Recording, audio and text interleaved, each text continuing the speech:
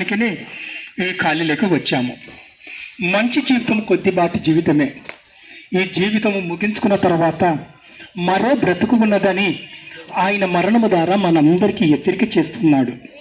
ఎందుకంటే యేసు ప్రభువు అందరికీ ప్రభువు, కొందరికే కాదు, లోకంలో ఉన్న వారందరికీ ప్రభువు. కాబట్టి ఆ ప్రభువును ప్రకటించడానికి ఈ ఖాళీలోకి వచ్చి ఉన్నాం.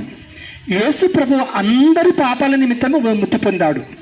ఈ లోకంలో ఉన్న వారందరి నిమిత్తం మృతి పొందాడు, సమాధి చేపట్టాడు, తిరిగి లేచి సజీవుడిగా పరలోకానికి ఆరోపణయ్యాడు. చాలామంది చాలా రకాలుగా మాట్లాడుకుంటుంటాడు. 3 మేకులు పెరిక్కలేని వాడు మమ్మల్నేమి రక్షిస్తాడయ్యా అని అనుకుంటుంటాడు. కానీ ఆయన మేకులు పెరుక్కుంటే మనకు పాప మోక్షం లేదయ్యా. ఆయన మేకులు పెరుక్కున్నాడంటే ఈ లోకంలో ఉన్న వారందరికీ రక్తం కాచేవారు ఎవరు లేరు. కాబట్టి ఆయన మన నిమిత్తము ఈ లోకానికి వచ్చాడు, మన పాపాల నిమిత్తం ఈ లోకానికి వచ్చాడు, మరణించాడు, సమాధి చేపట్టాడు, తిరిగి సజీవుడుగా పరలోకానికి ఆరోపణయ్యాడయ్యా. అవును, అందుకే ఆయన మన కొరకు మరణించవలసిన అవసరత ఉన్నది. ఎందుకంటే ఈ భూమి మీద ఉన్న వారందరూ మరణిస్తాం. మరణించిన మనిషి ఎక్కడికి వెళ్ళిపోతున్నాడు అని సంగతి చెప్పడానికినే ఆయన మనకు బ్రతుకు మార్గమును తెలియపరిచాడు. ఆ మార్గము పూర్తిగా తెలుసుకుంటే మనము నిత్య జీవం పొందుతాం. అందుకే యేసు ప్రభు వారి మాటలు ఒకసారి మనం ఆలోచింప చేసినట్టయితే, నా మాటలు విని నన్ను పంపిన వాని ఎంత విశ్వాసమంచువాడు నిత్య జీవం గలవాడు, వాడు తీర్పులోకి రాక మరణములోని జీవములోకి దాటి ఉన్నాడని తెలియపడుతున్నాడు. అవునండి, నువ్వు తీర్పులో నిలబడకుండా ఉండాలంటే యేసుక్రీస్తు వారే. అందుకే నమ్మిన వాడు రక్షింపబడతాడు, నమ్మని వారికి శిక్ష విధింపబడుతుందని బైబిల్ చెప్తున్నది. అవునండి, మీరు సర్వలోకానికి వెళ్ళండి, సర్వ సృష్టికి సువార్త ప్రకటించండి. ఒకవేళ వారు నమ్మి బాప్తిసం పొందితే రక్షింపబడతారు, నమ్మకపోతే శిక్ష అని దేవుడే చెప్తున్నాడయ్యా. మీరు శిక్షకు గురి కాకూడదని యేసు ప్రభువుని గురించి మీకు తెలియపరచడానికి ఈ ఖాళీలోకి వచ్చాం. ఎవరు లేరయ్యా రక్షించేవాడు ఆయననే, ఆయన రక్షకుడని తెలుసుకున్నాం. కాబట్టి మీకందరికి ప్రయాసతో సువార్త ప్రకటించడానికి, దేవుని మాటలుగా క్రీస్తు మార్గంకు తెలియపరచడానికి ఈ ఖాళీలోకి వచ్చాము. అందుకే ఆయన మాట చెప్తున్నాడు. ఆయన ఏం చెప్తున్నాడంటే, లేఖన ప్రకారము క్రీస్తు మన పాపాల నిమిత్తం మృతి పొందాడు అంటున్నాడు. అవునండి, దేవుడు ఆయనకు ముందుగానే చిత్తపరిచాడు మరణాన్ని గురించి. ఈ భూమి మీద ఉన్న వారందరికీ నువ్వు మరణించాలయ్యా, మరణించనే పాపము లోకంలో ఉన్న వారందరికీ వాళ్ళకి మోక్ష మార్గము దక్కుతున్నదని ముందుగానే దేవుడు మన కొరకు ఏర్పాటు చేశాడు. అందుకే కలిగినది యేసు లేకుండా ఈ భూమి మీద ఏది కలగలేదయ్యా, సమస్తం ఆయన మూలంగానే కలిగినది. కానీ ఆయన ఎప్పుడు వచ్చాడంటే 2025 సంవత్సరముల కిందగా మరియ గర్భము ద్వారా శరీరాకారం ధరించుకొని కన్యక గర్భం ద్వారా ఈ లోకానికి వచ్చి మన నిమిత్తం మరణించాడు. మరణించడానికి కారణం ఎందుకంటే నేను అందరం ఈ లోకములో ఉన్న వారందరము అపరాధముతో ఉన్నాము, అపరాధులుగా ఉన్నాము. అపరాధుల నుండి మనందరినీ మోక్ష మార్గానికి నడిపించడానికి ఆయన మన కొరకు రక్తాన్ని కాచాడయ్యా. ఎందుకు ఇంత ఖచ్చితంగా యేసే మార్గం అని తెలియపడుతున్నా అంటే, ఈ లోకాన్ని కలిగించిన వాడే యేసు ప్రభు కాబట్టి, ఆయన ద్వారానే పాపకి మోచన దొరుకుతుంది. కాబట్టి మేము ఆయన గురించి ఇంత ఖచ్చితంగా తెలియపడుతున్నాం. అందుకే చెప్తున్నాడు, నేనే మార్గమును సత్యమును జీవం అంటున్నాడయ్యా.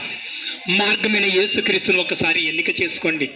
ఆయనని తెలియక మీరు పొరపాటు పడుతున్నాడు. ఏమనుకుంటుంటే మనకు సంబంధించిన వాడు కాదు, ఆయన విదేశీ దేవుడు అని చాలా మంది ఇలా అనుకొని సత్యానికి దూరం అయిపోతున్నారు, నిజానికి దూరం అయిపోతున్నారు. నిజము లేక ఈ లోకములోనే తలవలాడుతున్నామయ్యా. అవును, ఆయనను ఒక్కసారి మీరు గుర్తు చేసుకుంటే, ఈ లోకాన్ని కలిగి చేసిన దేవుడు ఎక్కడో ఒక్క కళ్ళి పుట్టాలి కదా, పుట్టాడు, వచ్చింది, మనకు వాక్యము దగ్గరికి సమీపంగా వచ్చింది. ఆ వాక్యం విని బ్రతికిన వాడు రక్షింపబడతారని దేవుని మాటలు తెలియపరుస్తున్నాయి. ఆ మాటలు మీరు విననయ్యా, క్రీస్తుని రక్షకుడు అంగీకరించండి అయ్యా. ఒకవేళ మేము చెప్పేది కలిపొల్లి మాటలు కాదయ్యా, మేము నిజము తెలుసుకున్నాము, నిజ దేవుడిని తెలుసుకున్నాం. కాబట్టి ఆ నిజ దేవుడిని మేము తెలియపరచడానికి ఈ ఖాళీలోకి వచ్చాము. మరణించిన తర్వాత నీకు లాభం ఉన్నదా అనే ఒక చిన్ని పత్రిక ద్వారా మీరు చదువుకోండి. అదే మరణించిన తర్వాత మనం లాభం పొందాలంటే లేఖనముల ద్వారా కొన్ని మాటలు దాంట్లో గుప్తంగా రాసి పెట్టాము. అవునండి, మనిషి జీవితం ఏమనుకుంటున్నాడంటే సమాధి తోట వరకే మన జీవితం అనుకుంటున్నాం. కాదయ్యా, మన జీవితము సమాధి తోట వరకే కాదు. చాలా మంది అనుకుంటున్నాడు నేను మరణించిన తర్వాత మరలా నేను పాపము చేసింటే కుక్కగానో నక్కగానో లేకుంటే ఒక జంతువుగానో పుడతానంటున్నా అని అనుకుంటున్నాడు. కాదయ్యా, మానవ జీవితం అమూల్యమైనది.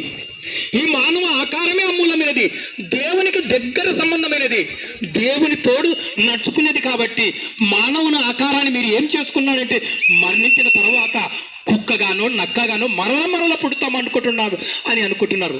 ఒక్కసారి నీకు జన్మించి ఈ భూమి మీదకి రావడమే దేవుని ప్రణాళికలు నువ్వు ఉన్నావు కాబట్టి ఈ లోకంలోకి వచ్చాము. కానీ మరణించిన తర్వాత మర కుక్కగా నక్కగా పుట్టి మరల పుట్టడానికి ఇది చాలా అవేదనమైన మాటలు. ఒకసారి ఆలోచన చేసుకోండి.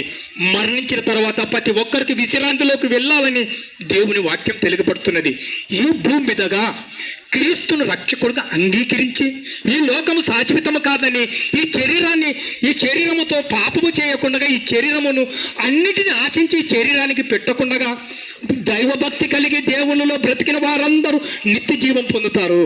ఈ శరీరాకారముతో ఈ శరీరములో ఉన్న దానితో అన్ని ఆశలతో నీకు భార్య ఉండగా ఇంకొక అమ్మాయితో ఒకరితో అక్రమ సంబంధం పెట్టుకొని, నీకు భర్త ఉండగా ఇంకొకరితో అక్రమ సంబంధం పెట్టుకొని ఒకరికి ఒకరు విడబాపులతో బ్రతుకుతున్న వారిని చేరదీసి బ్రతికించి మరణం నుండి విడుదల కలిగి చేయాలని ఆయన చెబుతున్నాడు. మనకు మరణము అందరికీ సమీపం వస్తుంది, కానీ మరణించిన తర్వాత మరో బ్రతుకున్నది, అదే పరలోకం. ఆ పరలోకాన్ని పొందాలంటే శరీరంలో ఉన్నప్పుడే నువ్వు సరి చేసుకోవాలి. యేసు ఒక మాట చెప్తున్నాడు.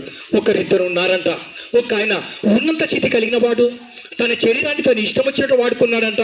ఇంకొక ఆయన లాజరు అనే ఒక ఆయన ఉన్నాడు.